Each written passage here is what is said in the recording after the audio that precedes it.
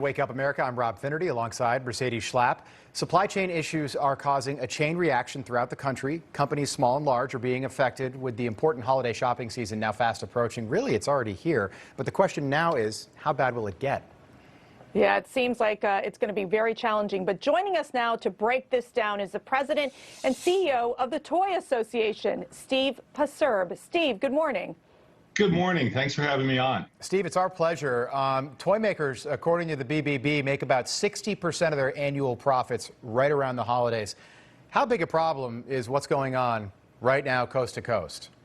This is a pretty significant problem, particularly for the medium-sized and small-sized toy companies. America's got over 900 different toy companies. And while we all know the household names, it's those medium and small companies that are really struggling, both getting onto ships to get here and also the enormous increase in prices that the shipping companies are charging, upwards of 800, 900% over last year.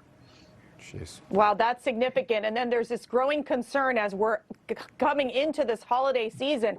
I mean, talk about, what is it, Black Friday, right? What's going to happen there? Will this be a Christmas, and you can't be the Grinch on this, okay, right, without toys, or will people still have options and it's just going to be at a higher price?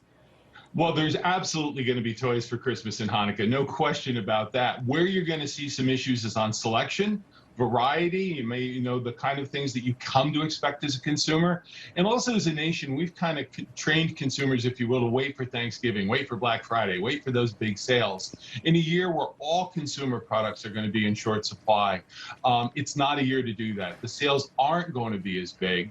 We've seen some toy prices go up 5 or 10%, but across the board, the best time actually to buy toys in our category is right now. Major retailers, local toy stores are getting those toys in now and over September. We really can't predict what's going to happen over the next 2 months. So yeah, it's not self-serving, but shop early for toys. And that makes sense as the best advice, especially if the crisis continues. I know, Mercedes, you've got 5 girls, so I'm right there with you. I've only got 2, and I'm already sort of nervous. Yeah. Rob, I'm really worried about this Christmas card list. You know how they write the Dear Santa letters? Right. I mean, we're going to have to ask them to give it to us by Halloween. This is going to be tricky, very tricky. I'm with you. By the way, Hanukkah, I looked at it this morning, 45 days away. I mean, so we're not far away from the start of all this stuff.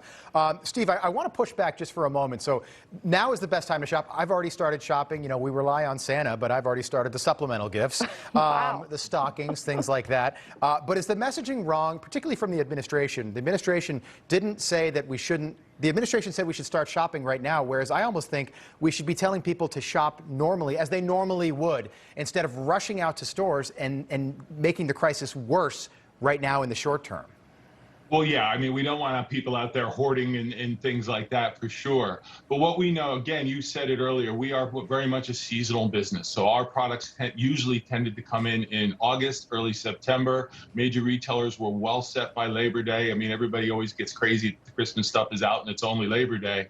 But what we don't know is what's going to happen over the next couple months. You raised the point, Hanukkah's right around the corner. If that ship just left Asia, by the time it gets here, offloaded with the trucking problem and shortage we have in the United States, it's very likely it's not going to make it there by Hanukkah. So the supply that is out there now is the supply.